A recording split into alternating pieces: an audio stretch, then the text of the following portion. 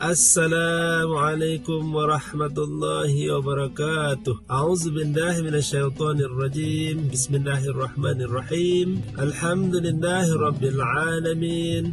Wabihi nasta'in ala umurid dunya waddin. Wassalatu wassalamu ala khatamal anbiya'i wal mursalin wa ala alihi wa sahbihi wa man tabi'ahum bi ihsanin ila yaumiddin. Amma ba'd. Bertemu kita dalam slot yang saya namakan slot tausiah 6 minit. Setelah lebih kurang 3 bulan melalui kursus ini, saya kira pada tahap ini kita telah memahami syariat dan kerja-kerja pelaksanaan ibadah umrah. Jadi untuk slot yang pertama ini, saya berikan tumpuan kepada tajuk ibadah umrah dan hukum-hukum yang berkaitan dengannya. Saudara-saudari sekalian, adalah wajib bagi setiap muslimin muslimat yang beriman dan bertakwa yang ingin melaksanakan rukun Islam yang kelima, iaitu menunaikan haji, terlebih dahulu melengkapkan diri dengan ilmu fiqh umrah yang secukupnya, kerana di dalam rukun Islam yang kelima itu terdapat tuntutan menunaikan ibadah umrah. Ini sangat penting supaya ibadah umrah yang akan dilaksanakan itu mendapat redha Allah dan dapat dilaksanakan dengan paling sempurna, mencakupi setiap rukun-rukun dan wajib-wajib umrah itu sendiri. Tuntutan ini bertepatan dengan perintah Allah Subhanahu wa taala melalui firman-Nya, A'udzu billahi minasyaitonir rajim, wa atimmul hajja wal umrata lillah. Shadaqallahul azim. Surah Al-Baqarah ayat 196.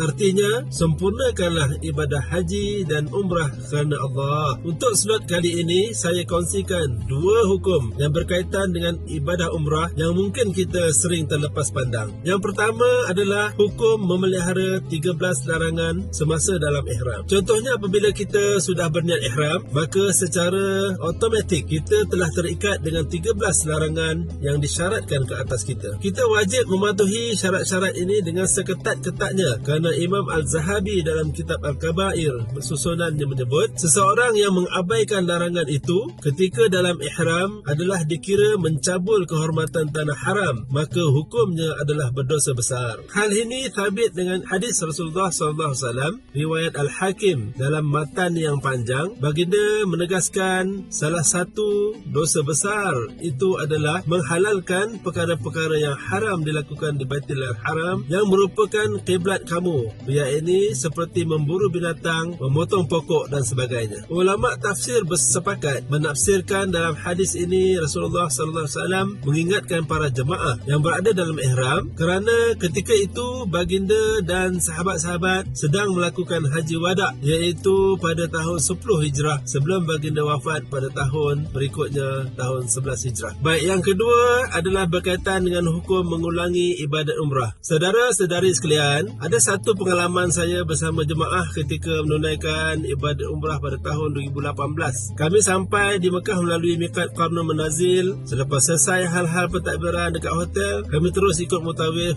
buat ibadat umrah pertama, masuk ke Masjidil Haram, tawaf, sa'i, tahallul dan ikut tertib sempurna semuanya. Kemudian balik semula ke hotel penginapan untuk berehat. Esoknya, hari kedua, biasanya hari acara bebas, jemaah berehat, bolak-balik ke masjid buat ibadah sendiri-sendiri atau dengan keluarga, ada juga dengan kumpulan-kumpulan kecil. Bila nak masuk hari ketiga, mutawif mengatakan jemaah untuk keluar ke tanah halal untuk berniat umrah untuk kali yang kedua. Di sinilah ada seorang jemaah terpinga-pinga datang bertanya dengan heran. Dia kata, Ustaz, semalam kan kita dah selesai umrah, kenapa kita kena pergi buat umrah lagi hari ni? Maka dari situ fahamlah kita bahawa masih ada jemaah yang datang ke Mekah untuk buat ibadat umrah tetapi masih kurang ilmu berkaitan fiqh umrah dan hal-hal yang berkaitan dengan pelaksanaan umrah itu. Dalam situasi yang lain pula, ada juga saya dengar adik-beradik, saudara mara, kawan-kawan jemaah yang berkata, umrah kan wajib sekali je, buat apa nak ulang lagi? Kan elok bagi duit tu ke orang lain buat umrah pula. Dan dia persoal kenapa kita ulang-ulang umrah itu. Saudara-saudara sekalian, semua kenyataan-kenyataan begini menunjukkan bahawa masih ada lagi antara kita yang belum faham atau masih kurang ilmu berkaitan berkaitan dengan pelaksanaan ibadah umrah itu.